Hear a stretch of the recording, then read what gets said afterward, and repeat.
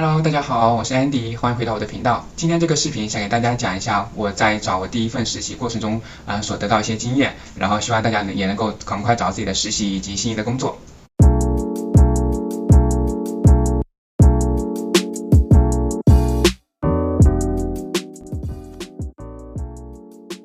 如果你是第一次来我的频道，我在今年9月份刚刚入学了麦特马斯克大学 MBA 项目。就像我刚刚所说的，我刚刚找到我第一份实习，至于是什么工作和岗位，我会在之后视频告诉大家。今天这个视频就让我们来开始一起分享我们找工作的经验吧。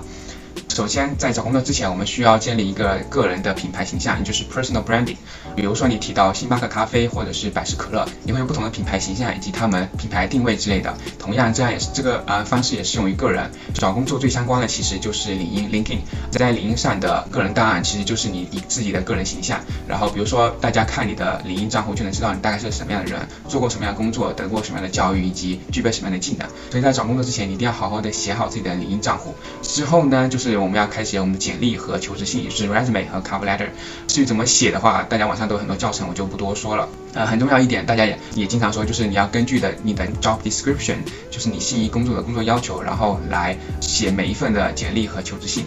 你可能会发现你的简历可以用在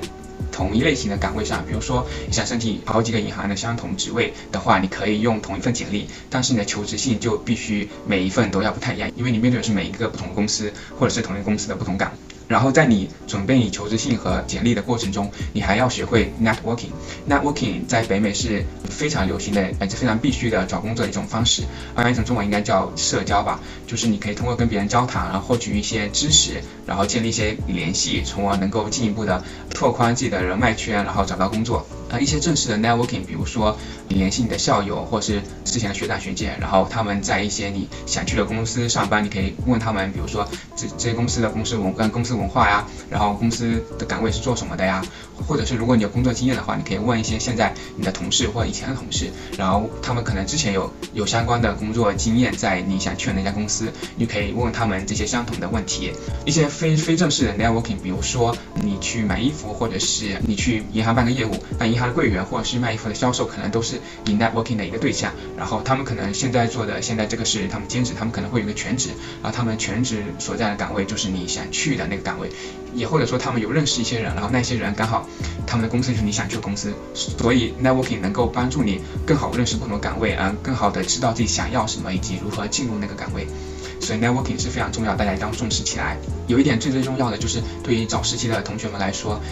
不同的各个公司他们会组织一些 information session， 就是在那些session 上，他们会HR 会给大家介绍我们公司的文化，我们公司现在所开放的职位，以及会请一些员工来介绍他们每天日常工作以及他们在这个公司工作的感想这样的。一定要去参加这些 information session 的原因有3点吧，我觉得。第一点就是你可以通过这个活动认识 HR， 然后也尽量让 HR 认识你。这样的话，你就是比如说投简历或者是找工作的话，他们会记得你，就对你有好处。尤其是 Scotiabank 的筛选一定要去。第二点就是你可以通过通过当前员工的聊天，知道这个工作或者这个公司到底是不是你真的想去的，是不是你真的是你理想中的工作。这样的话，你就可以给自己有一个选择空间吧。然后第3点就是说，你去了这些活动的话，在你写你的求职信上，就是 cover letter 里面，你可以提到说，我参加你们公司的这个活动，然后我觉得非常有意义，我觉得你们所介绍公司文化以及这日常工作是我所感兴趣的，然后我希望进一步的了解，然后通过接下来的工作，然后能够为公司提供自己的贡献之类的。这就是很好的 cover letter 里面的一部分内容。然后呢，在你有你的 cover letter 和你的 resume， 同时你 networking 了之后，你就会得到一个好的 interview 的机会，就是面试。然后面试其实不言而喻，就是非常非常重要的，就是你得到你工作 offer 的最后一步啦。我之前在学校有幸的能够听了Dr. Brown 他的讲座，因为他本身是做广播，就是电视上那些主播然后也自己有给很多人做过演讲。他说其实你做 presentation 就做小组汇报或者是做面试是一个道理，因为我们现在99%的面试都是在线上，你对的都是一台机器，所以这些技能都是共通的。如果你能准备好一个好的presentation， 你就能准备一个好的面试。所以我在接下来给大家介绍一下视频面试里需要注意的几点，然后希望大家能够得到一些帮助吧。第一点一定要注意的就是灯光，然后像我现在在摄像机背后就是一个圆头灯，灯光一定要从你的面部正面射过来，千万不要从旁边或者是上面。旁边比如说你坐在窗边上，如果你旁边有光的话，像现在这样，你看到我这边是很亮，然后这边是很暗的，这样就是不好灯光。或者说你是圆头灯从上面照下来，然后你就会发现你这个头顶就是有黑有白，这样看起来很不舒服。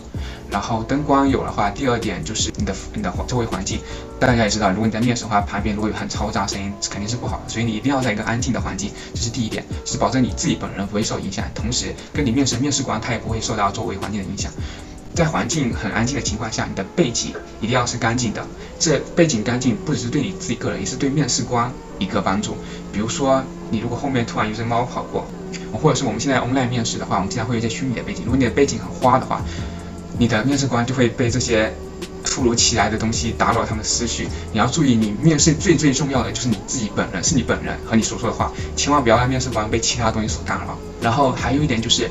你面试的话一定要找好角度，就是大家面试一般都是面对电脑，对不对？你的电脑的摄像头一定要跟你的眼睛是平视，你千万不要摄像头在下面，或者是摄像头在很上面，这样你那个整个人看起来会非常的奇怪。可以给大家演示一下摄像头不同的位置大概差距是什么样的。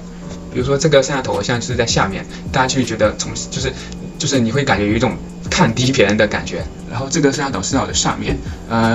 怎么说？你会感觉